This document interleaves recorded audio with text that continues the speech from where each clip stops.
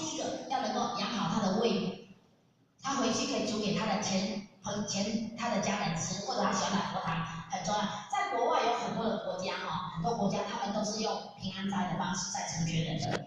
好，来投入教他去做讲过了哈。以提升辅导成员的品质跟内涵，要怎样？自我充实，博学多闻，涵养德性的智慧。